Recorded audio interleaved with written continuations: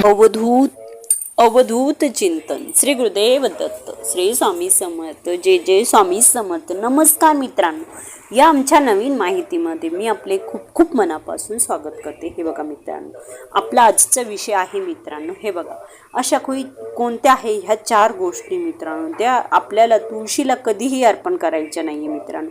ह्या 4 गोष्टी कोणत्या आहे, नाहीतर आपण जर अर्पण केल्या मित्रांनो, नाहीतर देवी लक्ष्मी आपल्यावर कोपेल, आपली आर्थिक प्रगती थांबेल मित्रांनो, आपल्याकडे जो पैसा येत आहे तो सुद्धा पैसा येणार नाही मित्रांनो। हे बघा ह्या 4 गोष्टी कोणत्या आहेत ते आपण कधीही तुळशी मातेला अर्पण करायचं नाही। बघा मित्रांनो, त्याआधी चॅनलला सबस्क्राईब केलेलं चॅनलला सबस्क्राईब करा, व्हिडिओ संपूर्ण बघा म्हणजे संपूर्ण माहिती तुम्हाला समजेल, आणि एक लाईक करा मित्रांनो।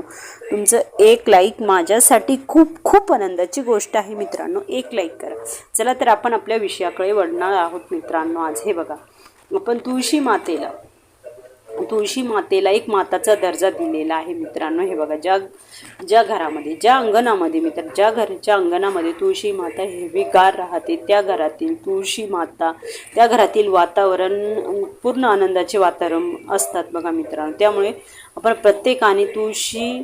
प्रत्येकाच्या अंगणात तुळशी असते बघा मित्रांनो। आपण ह्या कोणत्या वस्तू आहे या तुळशी मातेला आपण अर्पण करू नये मित्रांनो। हे बघा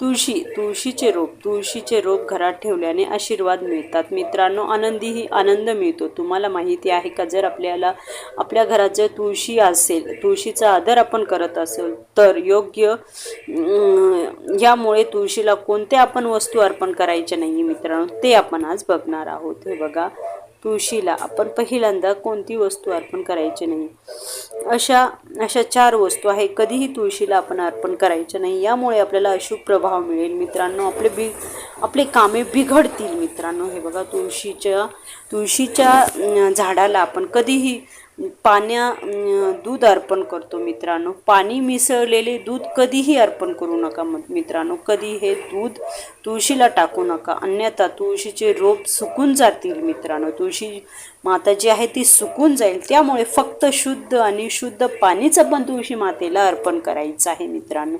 आणि दुसरी जी वस्तू आहे मित्रांनो, हे बघा तुळशीच्या झाडाला आपण कधीही बेलपत्र किंवा धतुरा, बेलपत्र आणि धतुऱ्याचे फूल कधीही अर्पण करू नका मित्रांनो। असे केल्याने तुळशी माता कोपेल आणि ती देवी लक्ष्मीचे ऐश्वर्य जे देवी म्हटली आहे मित्रांनो, देवी ही तुळशी माता जी आहे ऐश्वर्याची, संपत्तीची देवी म्हटली आहे, ती आपल्यावरती नाराज होईल मित्रांनो। ती आपल्या घरामध्ये आर्थिक स्थिती जी आहे मित्रांनो, आर्थिक पैसा जो येतो तो सुद्धा येणार नाही मित्रांनो। त्यामुळे आपल्याला हे बेलपत्र धतुरा हे फूल अर्पण करायचे नाही मित्रांनो। असे केल्यानंतर आपल्याला अशुभ परिणाम मिळेल, अशुभ प्रभाव आपल्या घरामध्ये पडेल मित्रांनो।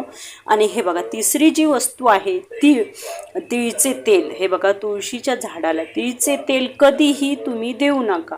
असे केल्याने तुळशी माता सुकून जाईल आणि आपले नुकसान सुद्धा होऊ शकतात मित्रांनो।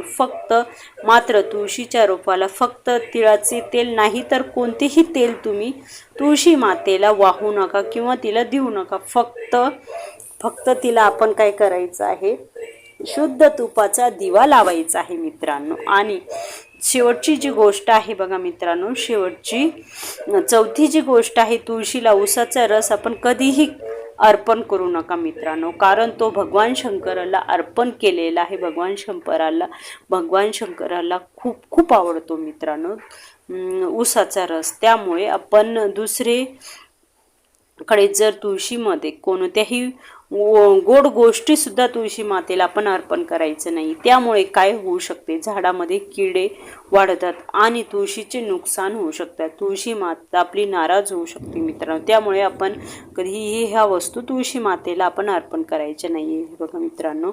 आणि तुळशीला आपण काजळ किंवा कोणत्याही काळ्या वस्तू तुळशीला अर्पण करायचे नाही मित्रांनो, कारण त्यामुळे तुळशी कोपते, तुळशीला राग येतो। अनेक अलंकार आपण देऊ शकतो पण ते जसे ते गुरु किंवा सिंदूर हे 16 शिंगारच्या वस्तू आपण देऊ शकतो, पण हे काजळ ह्या काळ्या वस्तू कधीही तुळशी मातेला देऊ नका मित्रांनो, कारण की ती तुळशी माता जी आहे सुवासिनी आहे मित्रांनो, त्यामुळे तिला काळ्या वस्तू कधीही चालणार नाही मित्रांनो. आपल्या घरामध्ये अशुभ परिणाम होतील मित्रांनो, आपल्या घरामध्ये अशुभ प्रभाव पडेल.